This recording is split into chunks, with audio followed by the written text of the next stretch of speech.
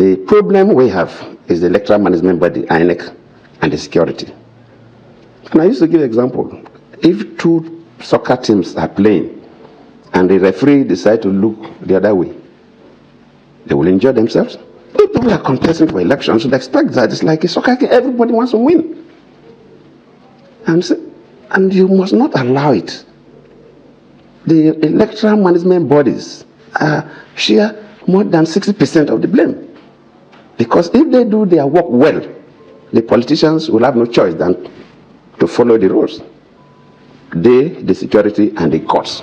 I believe one day we'll get there, but I feel sad now that our electoral process is still wobbling. So we have migrated from card reader to paper, which is a superior technology. Why do we still have problems? Manual voting, we have problems in this country. Electronic, we have. So where is the problem coming from? Is the independent the electoral management bodies, INEC in this case. We can no longer go backward. We must move forward. And I said that when you talk about change, the only thing that can bring a lasting change in this country is the implementation of the national conference that all Nigerians gathered to come up with a document and say that if we begin to do things this way, we will change this country for better. These people who are talking about change refuse to participate. They say they will not implement it. So what change are they bringing? Every time you listen to them, you see the bitterness in their hearts. Bitter, anger, as if somebody has taken their property. Venom. And I said that, look, you cannot give what you don't have. If you don't have a peaceful heart, a friendly heart, you cannot bring peace to people. For you to bring peace, you must be somebody who can forgive. Somebody who brings peace. It's not somebody who would ask people to go and kill that will bring peace. It will bring crisis to us. Especially now that society is so sophisticated and small, light arms and small weapons are all over the place. You set this country ablaze. And we will not go back to those primitive days. This country must move forward. Maybe it's time that we apologize to Goodluck Jonathan, President Goodluck Jonathan. Maybe it's time. Maybe it's time we apologize to him. Yeah, the man wasn't the best of presidents, but was never near the worst. Good man. Of course, he underestimated the kind of politics that we play in this country. He thought his good heart, his good interests, his values and principles was all he needed to have been a good leader. But of course, leadership in this country is redefined and sometimes recalibrated to being the opposite of what the world sees leadership to be. Leadership around the world is being someone that knows the way, shows the way, and goes the way. In this country, leadership is having the powers, the money, the influence to calibrate some level of hate, level of propaganda, level of deceit and manipulation just to find your way to the top. And then if it requires you to kill, destroy, maim, annihilate just to get to the top, that's it. When you get there, you can sort scores. That's how leadership. But Jonathan, quite a good man. Again, I was one of those that didn't like Jonathan at the time. But of course, got to realize now that the man was just being extremely too good. Of course, he had his bad side. Probably he wasn't all on the capacity. He wasn't a leader that was crossing his T's and dotting his I's. He trusted too many persons. Goodluck Jonathan, I'm talking. But of course, all the advice, ideas, counsels he gave to Nigerians fell on deaf ears. And today, 8 years down the ladder, we regret that move. Of course, there were so many politicking in that arrangement. The Jagars, the INEC, and too many bad. The elections, and of course, Jonathan did not want the election, the country to burn. He allowed peace to reign and he moved on. So many betrayers. We're told of a serving PDP chairman, state chairman of a party that left the country and traveled out of this country 3 days before the presidential election. That's how much of betrayer that the man got. Several persons worked against him, and Michis and Atikus and everybody. And guess what? What Jonathan did, they did not.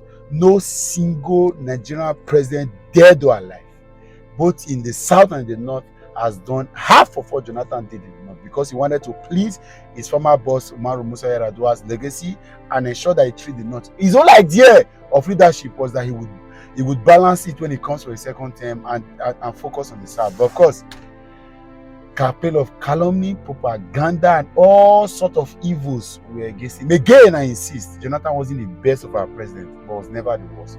What we saw in the 8-year term of Buhari is enough for us to have realized that the North should have regretted that by now. Sometimes you can have a distant son or a protege or a mentee that can even do better than a biological son. That's what the North lost. Now, Tinubu is back. And of course, and I can tell you for free, Tinubu is here to pay the North what they have been benefiting for. And that's why you see that the kind of nepotistic appointment he has been making, it will not benefit anybody. Even if some persons are saying, oh, this is a southern government. My brother, if we had a southern president in power and we did not benefit, what are we still talking about? I'm sure that with this small state of Bayelsa, right, Goodluck Jonathan's government would have ended any form of campaigns again, because the governor will even have little work to be done. But you see, that's now how politics work. So right, if you make them bring the next minister of petroleum resources from your state, it doesn't guarantee any level of fiscal development. So let's leave all that. Again, I'm saying that Nigeria lost a good man, Jonathan. We allowed the propaganda from these guys having hold media. The things that Buhari did in his 8 years, to the ban of Twitter. Now we are hearing that there's a bill in the floor of the National Assembly to regulate social media. Jonathan never. There was campaign of calumny against him. There was a coffin, a physical coffin that was used to campaign against him to say he was dead. Yet the man never for once did he arrest, did he take anybody to jail, did he threaten, did these people threaten. Yet he left office as president ceremoniously. But look at these people now.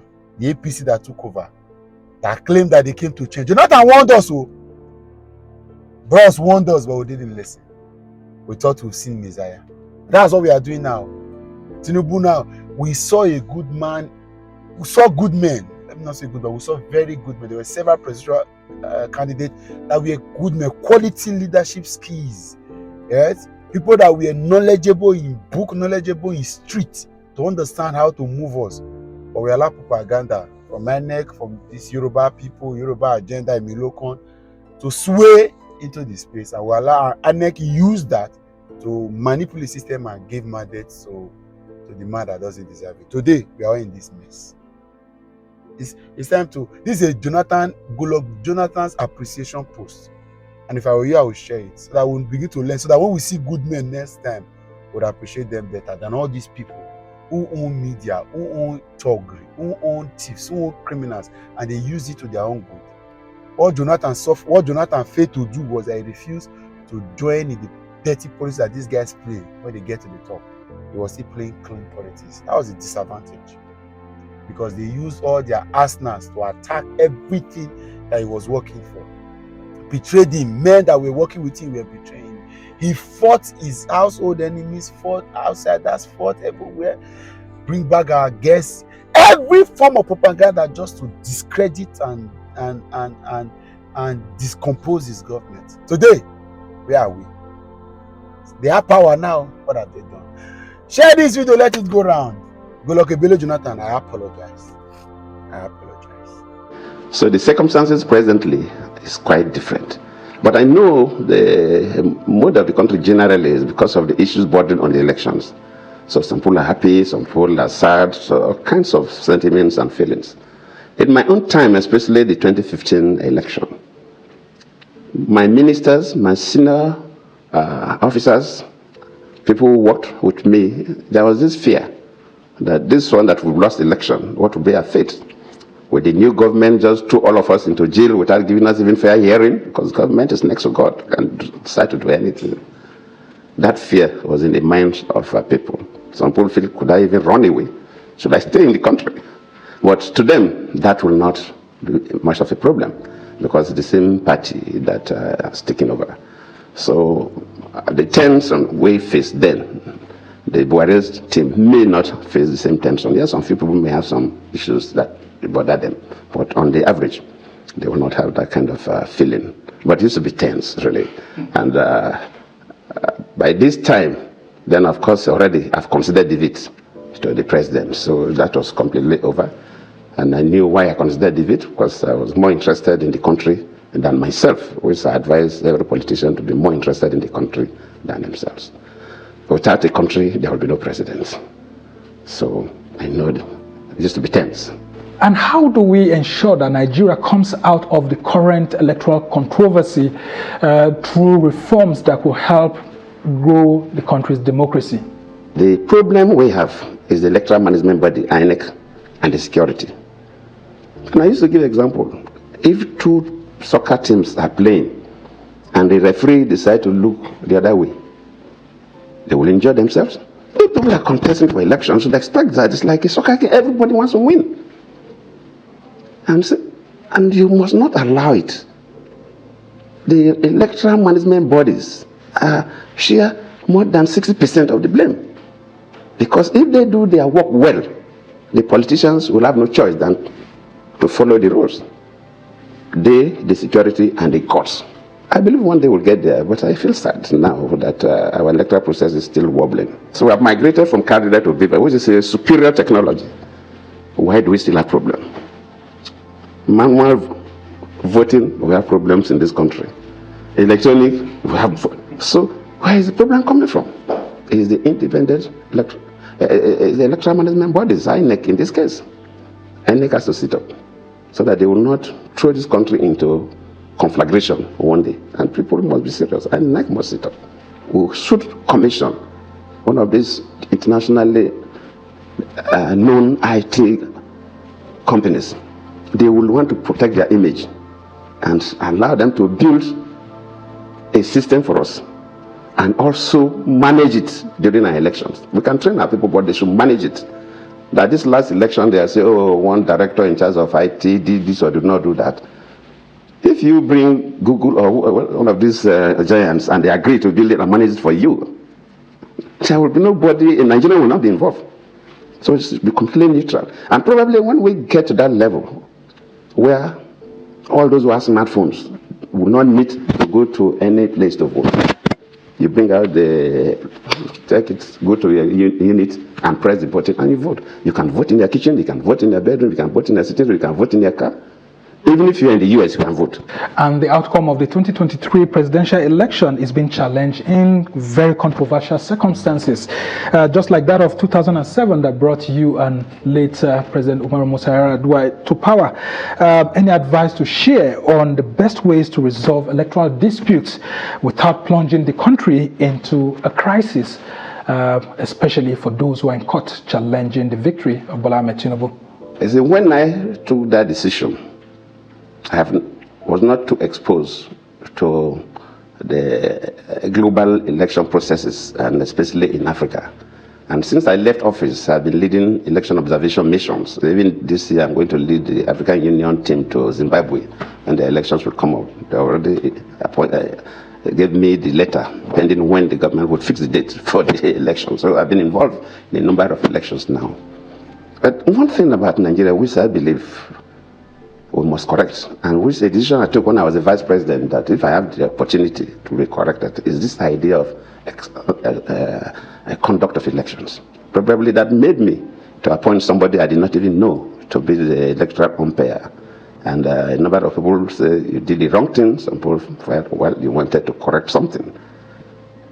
I feel worried that in Nigeria, our elections are still so controversial. We have not accepted our electoral results. We are the giant of Africa. If we have not gone to the moon, then at least we should be in position to lead Africa in terms of democracy. We should be able to conduct free and fair elections that other African countries say, look, why not do what Nigeria has done? Why not all of us behave like Nigerians in terms of conducting their elections? Our elections have been categorized as one of the worst in Africa. And even if you ask me as a Nigerian to vote, I will admit, because I've been going to other countries. I'm not saying things don't happen in other countries, but we really need to improve our standard of elections. A country like Tanzania, presidential elections don't even challenge in court. Though all of us who have been leading international observation missions who have recommended that is not the best. Even for presidential elections, the matters will go through the court process. Let people who lost the election be convinced that they lost the election. Otherwise, one day the country can implode. If somebody just boxed into a corner, you cannot even complain. It's not the best. Allow that person the leeway to complain. So to me, our own is quite good. For presidential elections, you go through two stages, appeal court and Supreme Court. For governorship elections, unfortunately, go through three stages, but I believe that aspect of the Constitution or the electoral laws will be amended. Three stages too much.